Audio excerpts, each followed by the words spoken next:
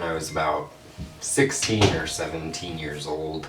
My mom had been married to my stepdad. His name was Michael, for about 4 years at that point, and they had my little brother together.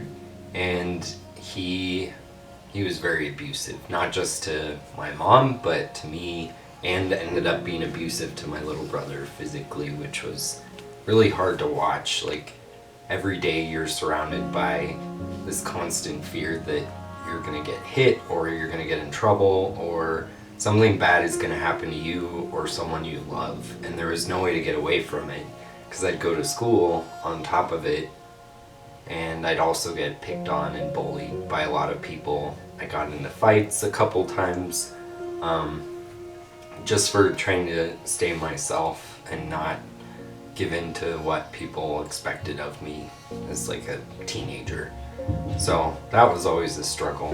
I had a few friends that I could talk to, but I was always weary of what I shared with them, because a lot of times they would listen, but they could never fully understand all that I went through. Like, they didn't know what it was like to see their stepdad beat their mom in front of them, or to get hit across the head so hard that they blacked out, and just to wake up and not know what happened or how long you'd been gone for, but just knowing that someone that was supposed to protect you and be there for you was always there to hurt you and make sure you did exactly what they wanted.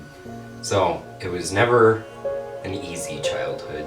Like, there was always stuff before that, but that was the one time in my life that I truly felt hopeless and just like I couldn't get out of where I was. But I had my faith, and that was the one thing I could cling to that really helped me. Around 16 or 17, my stepdad was already beating me, beating my mom. My grandma lived with us, but she had no idea what was going on. My mom didn't know that he was beating me, otherwise she probably would have left him a lot sooner. But he always threatened me, saying he would kill me if I told anyone. So having that fear as a teenager, and seeing what he was already capable of doing and willing to do, to someone who was young and innocent like myself and my little brother, you trust that when they say they're gonna kill you, that they will actually go through with it.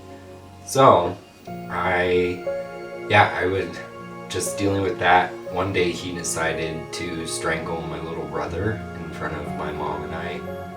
And while that was really hard to watch and like an awful experience, that was kind of what it was like the gateway to get out of the situation. Like, something clicked with my mom that this wasn't okay. We had to take a risk. We had to get out of the situation that we were in.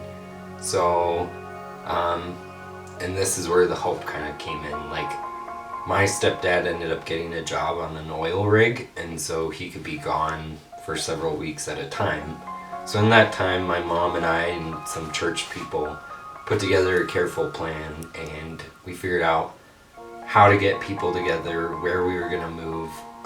My childhood best friend's family just happened to move out of their house not too much before all of this happened, and they moved to Tennessee, so their house was open. So the first thing is they said, you can just stay in our house, like, we don't care, just go live there. He'll never, like, my stepdad didn't know that they'd moved away.